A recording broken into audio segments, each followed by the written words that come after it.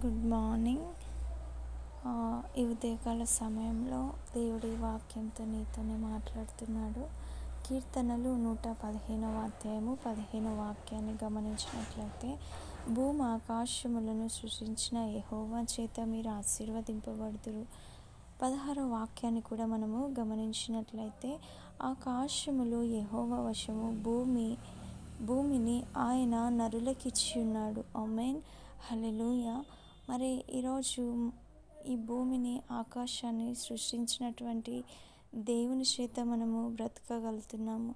ఈరోజు మన లైఫ్లో ఒక సక్సెస్ని మనము చూస్తున్నామంటే అది కేవలం మన ఓన్ టాలెంట్, మన ఓన్ మెమొరీ అని మనము ఫీల్ అయిపోతూ ఉంటాము. కానీ అది కేవలము దేవుడిచ్చినటువంటి జ్ఞానము, దేవుడిచ్చినటువంటి ఆశీర్వాదము అని మొదట గ్రహించాలి.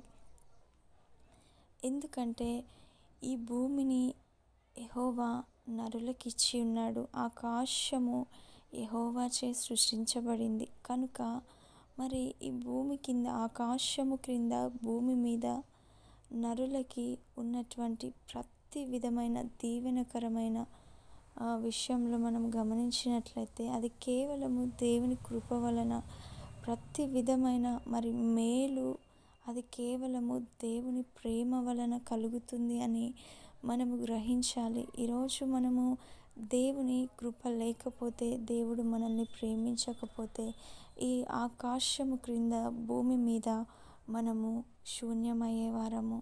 ఆమేన్, హల్లెలూయా.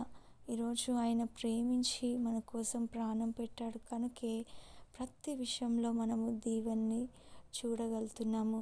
అది కేవలము దేవుడు ప్రేమ, ఆయన కృప తప్ప మన జ్ఞానం కాదు, మన టాలెంట్ కాదు, మన శక్తి కాదు అని మనము గ్రహించాలి. కాబట్టి మరి ఇంత గొప్ప దేవాతి దేవునికి మనము మన లైఫ్లో ఫస్ట్ ప్రయారిటీ ఇవ్వాలి. ఎందుకంటే ఫస్ట్ మనము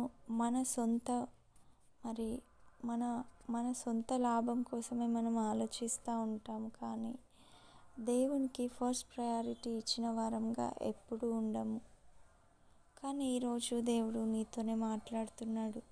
మన జీవితంలో మొదట స్థానము, మొదట ప్రిఫరెన్స్ దేవునికి మనం ఇచ్చినట్లయితే ప్రతి విషయంలో కూడా మనము ఆయన యొక్క గొప్ప దీవెనలు చూడగలుగుతాము. ఆయన యొక్క ఉన్నతమైన ప్రేమను మనము చూడగలుగుతాము. ఆమేన్. మరి ఈ యొక్క కొద్ది మాటలు దేవుడు దీవించి ఆశీర్వదించునుగాక. Praise lord.